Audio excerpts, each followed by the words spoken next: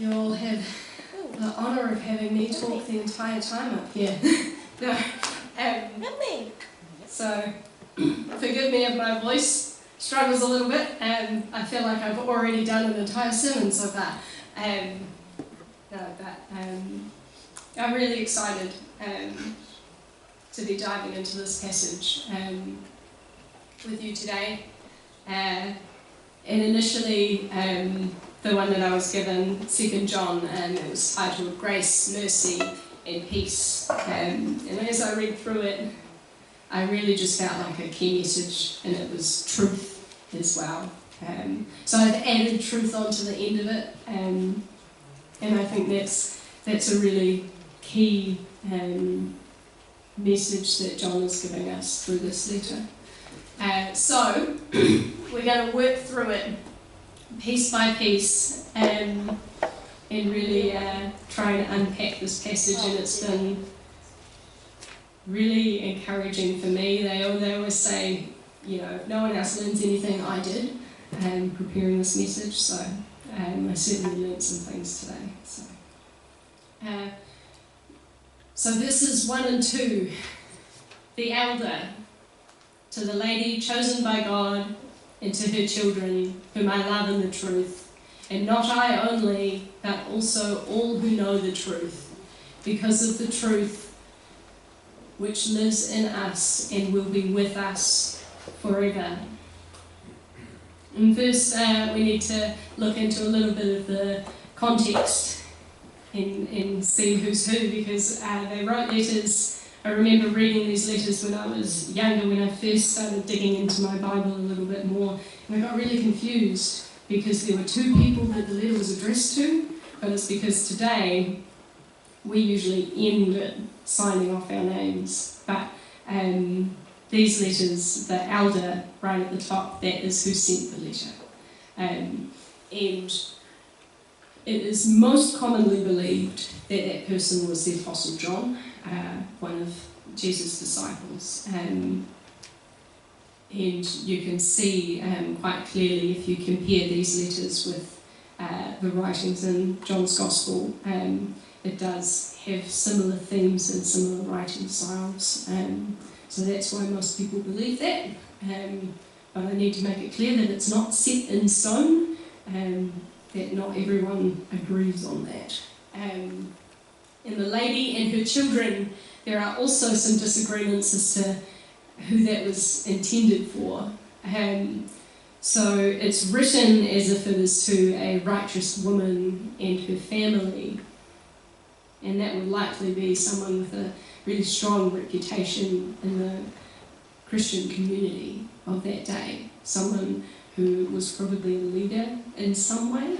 It may have been a woman, but women will show hospitality and leadership in their own ways. And the other way that people have interpreted it is that the lady and her children is referring to the church and the members of the church, of their local church. And as we read through, that one is probably more favoured opinion of the different commentaries that I've looked at. But there's quite a few people who can't decide, or they decide on different things. So as we go through this today, I just wanted to point out that I will try to look at angles from both, but as I went through this letter, it did feel more fitting that it feels like it's written to a local church for me. So I'll have more of a leaning on that, but keep it in mind that it could be written to one family rather than a whole church. Okay.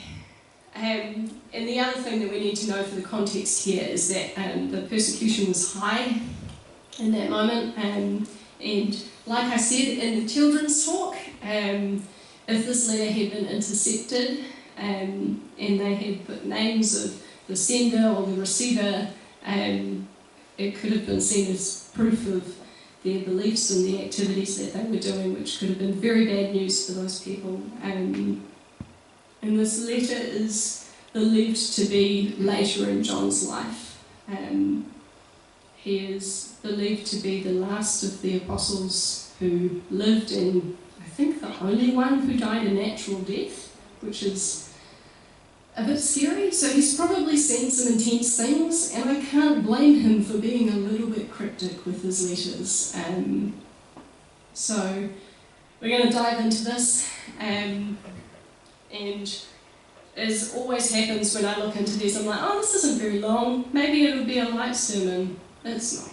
I'm sorry. So, verse 3. We start on a very nice note. Grace, mercy, and peace from God the Father and from Jesus Christ, the Father's Son, who will be with us in truth and love. Grace, mercy, and peace. But we look at truth, as I said before, as a very strong theme for John, and he often associated the word truth with Jesus and the gospel. But it's especially relevant to this letter, which we will get into a little bit later. It's kind of the second half of this letter. And this specific greeting, grace, mercy, and peace, is one of blessing. If someone greets you with grace, mercy, and peace, I'd like to think it'll make you happy. To describe someone else as being merciful, peaceful, or graceful is a great compliment, surely. But this goes a little bit further, because to be bestowed with the peace of God, mercy from God, or grace from God, goes far beyond human strengths and abilities. And I think John's done that on purpose for this message, and it will come in more relevant as we dig in more and more. Verse 4, it has given me great joy to find some of your children walking in the truth, just as the Father commanded us. And when I read through this verse, I couldn't help but think of times that I've ran into old people from our youth group, members of our youth group that I haven't seen for a long time, and discovering that they are still following Jesus. And that's a joy that cannot be described easily. But it's one that, if I find that, I go home and it's usually Eric or my mum or whoever, and I'm like, oh, I ran into so-and-so and they're doing really well and they're leading their Bible study or whatever it is. And I had a couple of years ago, I went to Easter camp and I was still, connected with some of the girls. It was the first group of girls that I had at youth group all the way through, right from their year 8 or 9 up through to year 13, all the way through high school. And so it was really a really strong bond for me to be able to journey through that growth and watch them grow and develop as they went. And then they'd moved on, a couple of them had moved on for youth group, and then I met them again at Easter camp, and they were leaders for a different youth group, and the joy that brings you is abounding. So that's the feeling that I get when I read this passage. I can picture John doing a little happy dance when he meets these people. But more than that, walking in truth implies more than just taking a couple of steps in the right direction and saying, yep, I'm good. Walking implies a continuous movement, continuous growth, and a continuous striving towards something that you are heading towards. And I think that's important to note here, because it's different to leave someone from youth group and they're in one place and then they've taken 2 steps forward in the 2 years since I last saw them. It's different to see that they have been walking steadily this whole time. It's a journey of faith, not just a step or 2 in the right direction, although we should also rejoice for those steps. So I have an activity for you, because I wanted to pause, and You don't have to talk to anyone. You don't have to get out of your seats. That comes later. I've got a couple of activities later. But I want you to think, if there is anyone in your life that you haven't seen for some time, do you know if they're still following Christ? Do you know if they ever really properly started following Christ? And as you ask yourself these questions, just quietly on your own, I'll give you a moment to just lift up a prayer for them. And the really cool thing is that God understands these things. You don't have to know the words to say. Just give their name up to Him, and He can do the rest. So I will leave you for a moment, and this is a good excuse for me to grab another glass of water.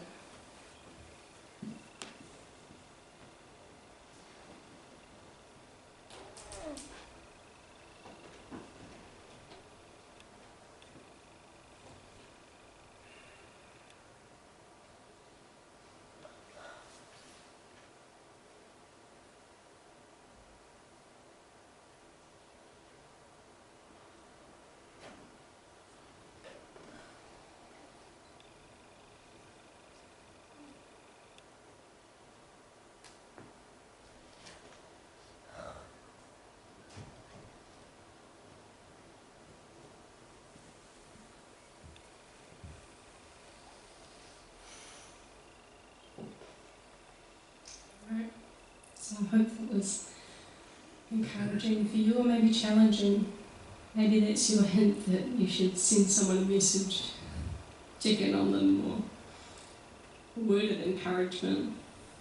Can be really powerful. You never know what headspace someone is in when you send those kind of messages. And luckily today we don't have to send letters. You can just send them a text. Or call them if you'd rather talk. Okay. Verse 5 and 6. And now, dear lady, I am not writing you a new command, but one we have had from the beginning. I ask that we love one another, and that this is love, that we walk in obedience to His commands, as you have heard from the beginning. This command is that you walk in love.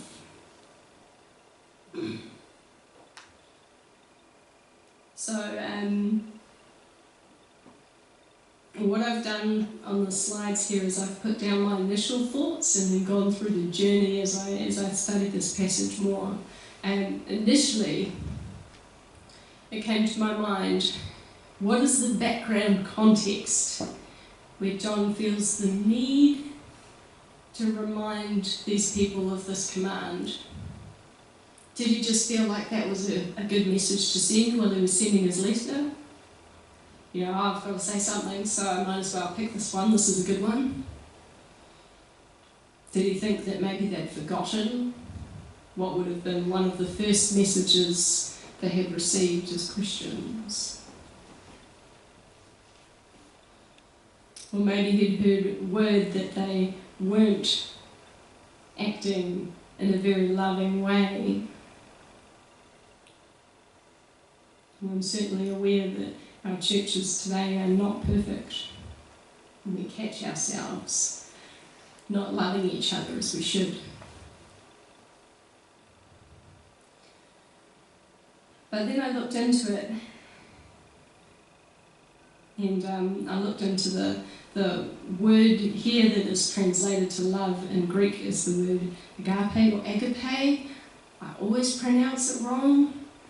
I'm just going to say it how I feel like it, and you can let that grind your gears how you want. The word is agape. In this word, there's several words that are translated to love in English. English is not very helpful for discerning the different types of love. Does anyone know what they are? Anyone want to shout out some? Phileo. Phileo? It's brotherly love. Brotherly love, yep. Love for your family, yep.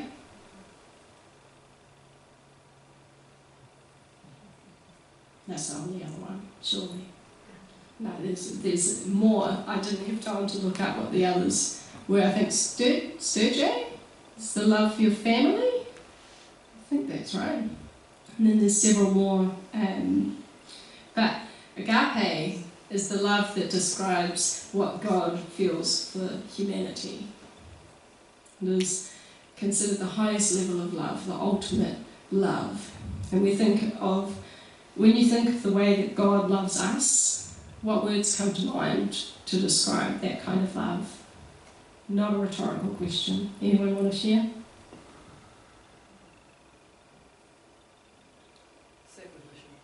Sacrificial, absolutely. Forgiving, yep.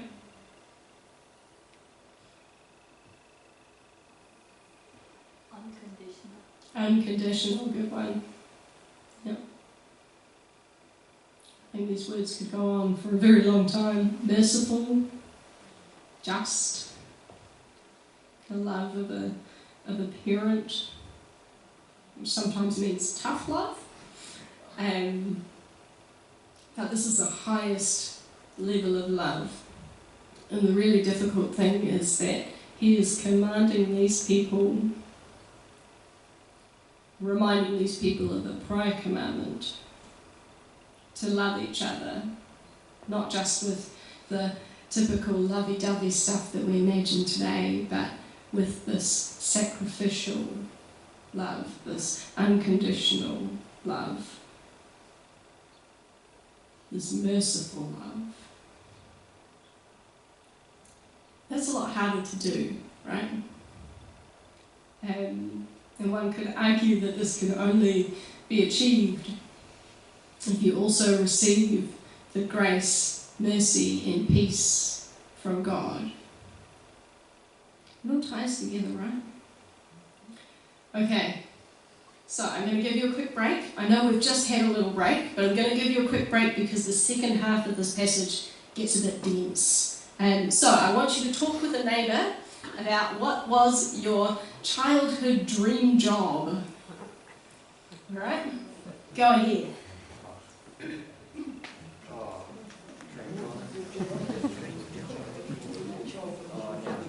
Maybe like graphic design or something.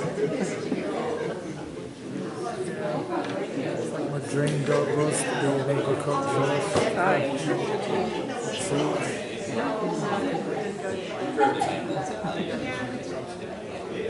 What was your dream job?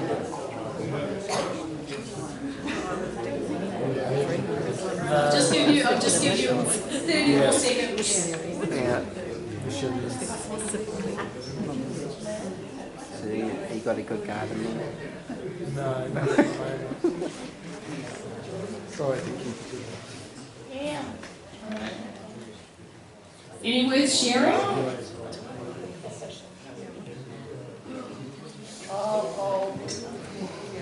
Huh? Anyone want to share your childhood dream jobs before we get into the nitty-gritty?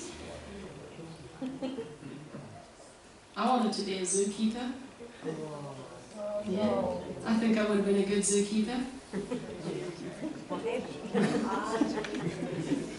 Has anyone achieved their... I think want to be a fireman. A fireman, nice. Yeah. Yeah. Has anyone managed to achieve those dreams? Or did they... Oh, Ross. See? Oh, Pauline, you guys have done well. I think the hardest part is to hold on to the same dream. Yeah, I changed every 5 minutes, you know. I wanted to be a chef, zookeeper, gardener, and all sorts of things. Alright, so diving back in, we're going to focus again, and we're starting with verse 7, I believe. So, I say this, remember previously he's talking about having peace, mercy, and peace, grace from God, and then also having showing agape love to your neighbours and each other. So I say this because many deceivers who do not acknowledge Jesus Christ as coming in the flesh have gone out into the world. Any such person is a deceiver and the Antichrist. It's a pretty intense word, the Antichrist. So, just giving you a little bit of extra context from the first letter of John, because this is not the first time that John writes about these same people. So, chapter 2, verse 19. They went out from us, but they did not really belong to us. And if you look at the verses before that, it's specifically talking about deceivers and people that he labels as the Antichrist. And so this gives us the context that these people that are going around actually started with a group of Christians. They started there, but they have diverted into other directions, which makes it that much more difficult. What is the chance that John actually knew some of these people, that he'd met them before, or maybe even this receiving community, whether it's a family or a church, maybe they'd met them before as well? Makes it harder to discern if someone's teaching you things that are incorrect when it's someone that you've already met before. And then in that same chapter, a few verses down, it says, "Who is the liar? It is whoever denies that Jesus is the Christ. Such a person is the Antichrist, denying the Father and the Son. No one who denies the Son has the Father. Whoever acknowledges the Son has the Father also." Now, I must admit, I had to read that several times before I could wrap my head around it. But it's talking here about specific people who they're not necessarily denying that Jesus existed, but they are denying that Jesus is Christ or the Son of God. And looking into different people's theories about it, there's a mixture of thoughts around these pools, but it's things like they believed that Jesus was human but not the Son of God, he was not divine, or that he didn't die and wasn't resurrected, or I'm trying to remember the other one, there were some theories that these people were going around preaching that it was a messenger or an angel of God who was not human at all, but appearing human. And so all these different theories, and there's every chance that these people that went out and started preaching different things had different theories amongst themselves as well. So these people were going out and they were preaching a different form of the gospel. It's not that they denied it entirely, it's that they twisted it to become something different from what it actually meant. And this is why John feels so important to warn people about it, because if you start with something that is almost the gospel, it is so much harder for us to tell when they're not actually quite getting it right. But at the end of the day, if you didn't have Jesus as the Son of God, or Jesus' resurrection, or all of these things that they were claiming against, if they weren't there, it dilutes the message of the gospel. It does not mean the same thing. So John is very particular to warn these people against specific peoples who were preaching similar to the gospel, and they'd come from the same group, so they probably had a very similar way of preaching or speaking about it, or the language, but they twisted it into something completely different. And then we go along the one for me to read out. 1 John chapter 4 comes back again to this same concern of these false teachers. And he says, Dear friends, do not believe every spirit, but test these spirits to see whether they are from God, because many false prophets have gone out into the world. This is how you can recognize the Spirit of God. Every spirit that acknowledges that Jesus Christ has come in the flesh is from God. But every spirit that does not acknowledge Jesus is not from God. This is the spirit of the Antichrist, which you have heard is coming and even now is already in the world.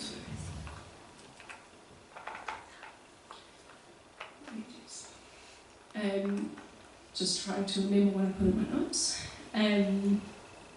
So the really key thing here in this passage, I encourage you to read 1 John 4 in a little bit more depth. But what he's saying is specifically giving them a method of testing these people. If you have travelling preachers that come along, you can test what they believe. You could go up to them and ask them, oh, what do you think about, where did Jesus come from? You can ask them these questions and really get them to start answering, and then you can discern before you welcome them into your space. You don't have to invite them to preach, to ask them the questions that discern whether what they are saying is really true to the Bible. So, risk. Watch out that you do not lose what you have worked for, but that you may be rewarded fully. Anyone who runs ahead does not continue in the teaching of Christ, does not have God. Whoever continues in the teaching has both the Father and the Son. And here he's saying that if you deviate from the gospel and the teaching of Christ, then you're not, you don't have the Father. You can't ditch Christ, you can't ditch Jesus and say, I'm just going to stick to God, the Father, and I'm not going to keep the Jesus part of it. So what he's saying here is you have both or you have none. In a very simplistic form. But what I want to point out here is that false teachers were not a new thing, especially at this point. Acts 15 notes a letter that was sent out to several churches of Gentile believers, and that was specifically to correct some false teachings. So Paul had gone out and created these communities in their churches, and these other people had come along and started teaching the Gentile believers that if they wanted to be saved, they had to conform to the Jewish customs, and they had to follow all of these other rules. And so what happened was Paul and the other elders at that time had to send letters out to correct this teaching.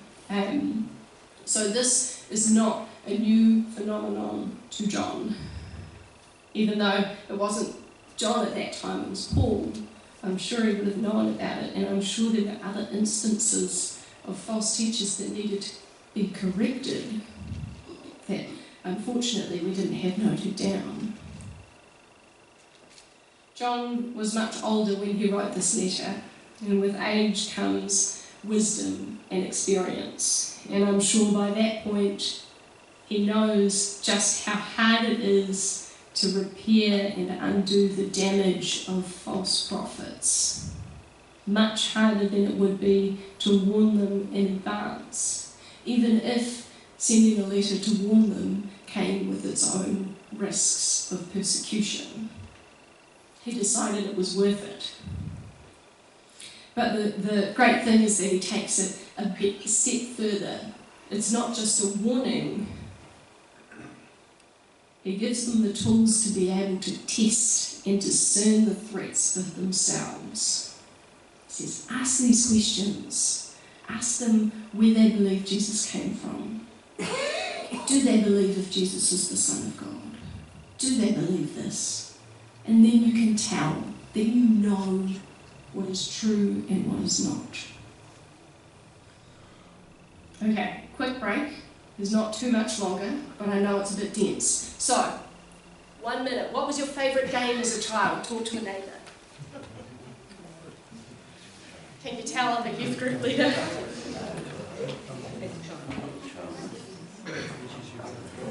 I played chess.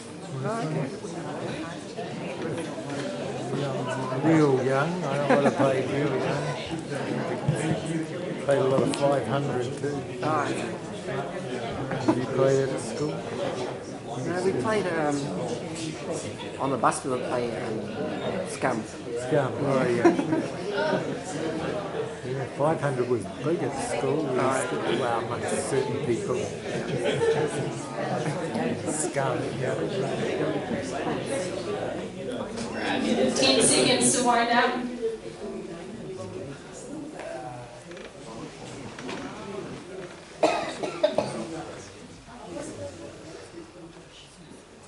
Alright. Anyone want to share? Anyone had some extra fun games? Andrews was Cowboys and Indians, but he won't confess it. Alright, Cowboys and Indians. Yep. Bull Rush. That's a good one. Chess. Chess. I hated chess. And a friend tried to teach me chess at one point, and I just played with the horses until she got annoyed and gave up with me. Sorry, Ross. Alright, so getting back into it. So we've learned about the threat, about discerning the threat, and then we also, now we're going to be going into what to do about it next. So, verse 10 and 11. If anyone comes to you and does not bring this teaching, do not take them into your house or welcome them. Anyone who welcomes them shares in their wicked work. I think that's pretty black and white. So when I first read this, I was really challenged reading it, because the thought that came to my mind was, how is this different from Jesus eating with tax collectors and sinners? Any thoughts on that? Should I dive in? Alright.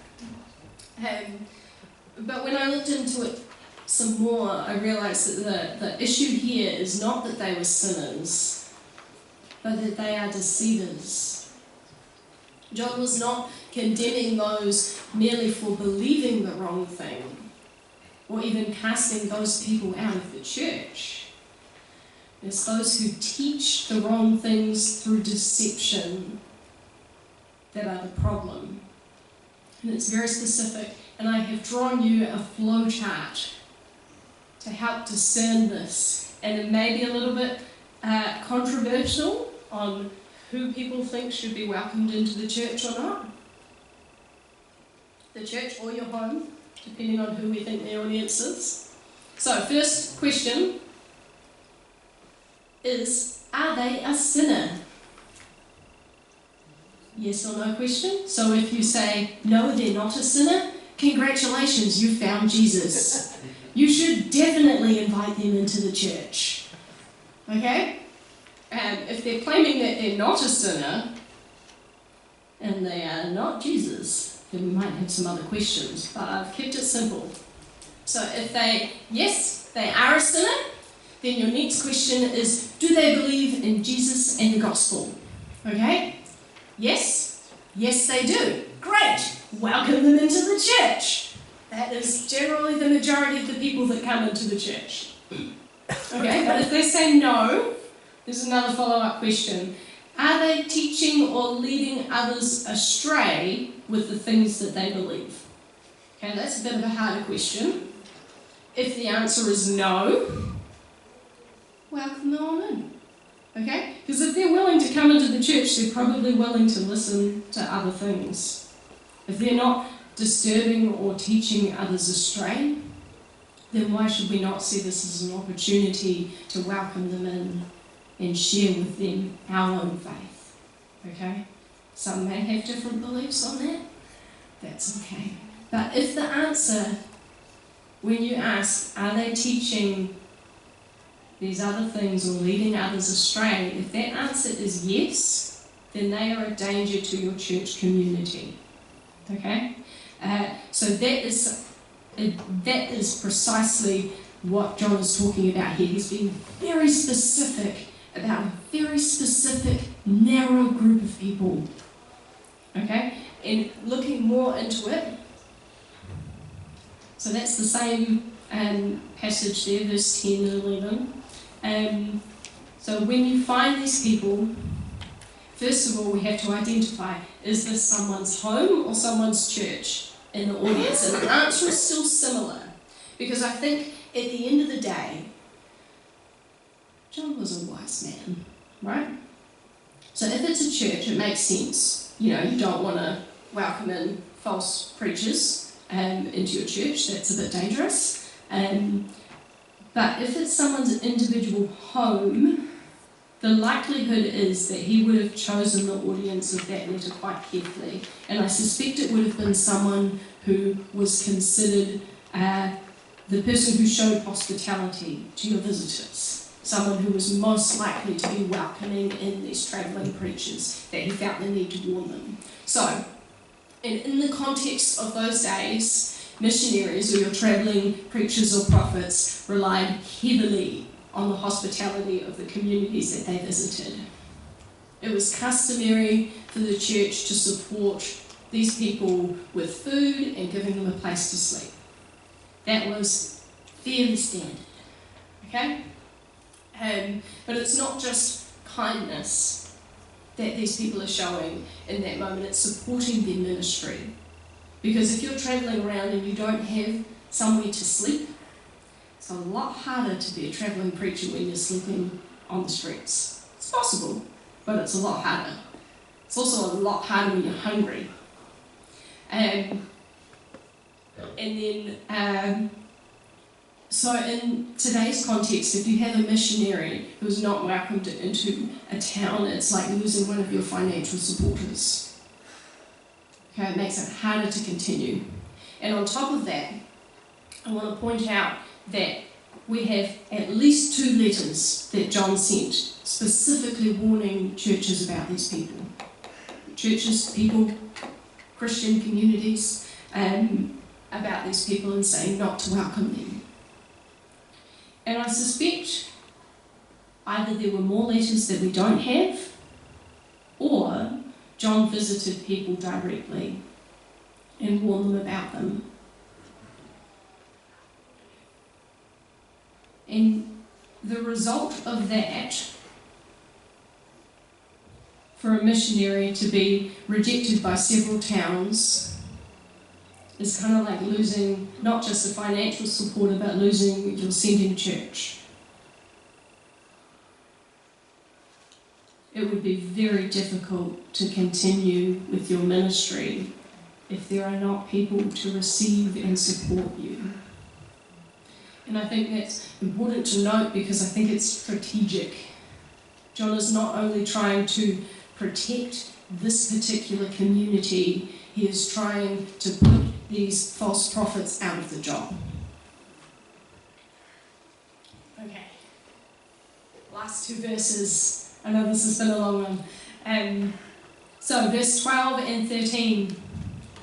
I have much to write to you, but I do not want to use paper and ink. Instead, I hope to visit you and talk with you face to face so that our joy may be complete. The children of your sister who is chosen by God, send their greetings. So, I think personally, I feel like John probably wouldn't have bothered to write letters if it wasn't a considerable threat. Because it was dangerous to write letters. It was risky. And it wasn't, as he says, so that our joy may be complete. I think he prefers to meet people in person. I certainly do.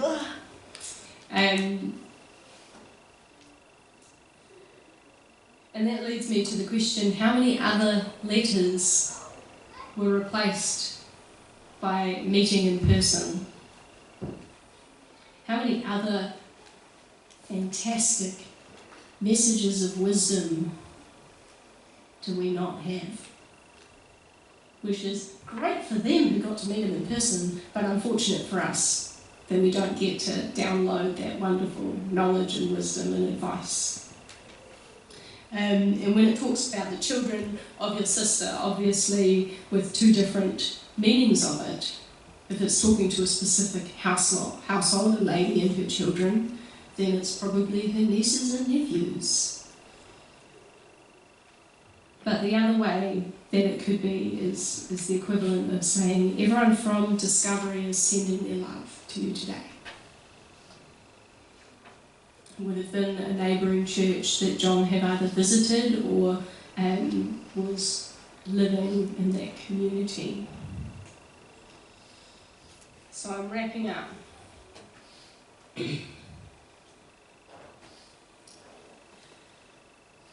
really want to hone in on the idea that the most dangerous preachers, even today, that we see are the ones that almost tell the truth. The ones that are deceptively close to the gospel. Because it's so much harder to discern what is true and what is not. It's so close to what you've grown up with. But these people, if you want to wrap it up very tightly, these people were preaching an adaptation of the gospel, but ultimately they were denying the truth of the Trinity. John instructs this community not to associate with or support these deceivers, but he does not say that they should be stoned or harmed in any way, which wasn't that uncommon amongst the Jewish community. I don't know whether this was a church that came out of the Jewish community or a Gentile community. So it's hard to know, but he doesn't inflict harm on these people. And I think that's something when it feels like almost a personal attack, when people are really digging at the things that you believe in and trying to undo them. It is so hard to be kind to those people and yet stern. And that, I think, is where the message right before all this other stuff came, that we need to have grace, mercy, peace, and the love of God, that agape love. John preemptively wrote the start of this letter to remind people that despite these people being deceptive and how you need to expel them from your church community, don't invite them to preach, don't give them lunch, don't give them a place to rest their head. You do not need to be cruel to them.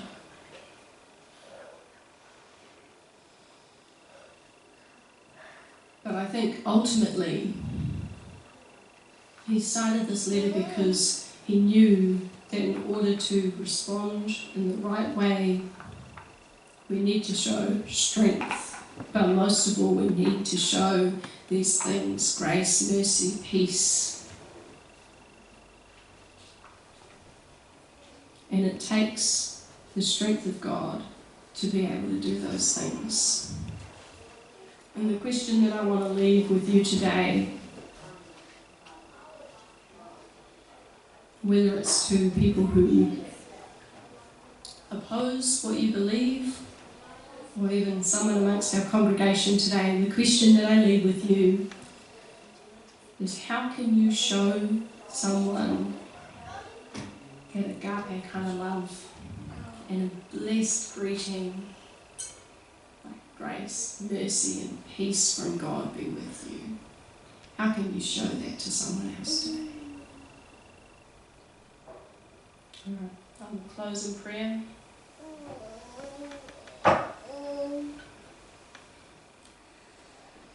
Father God, we thank you for the wisdom in the words that you have given us.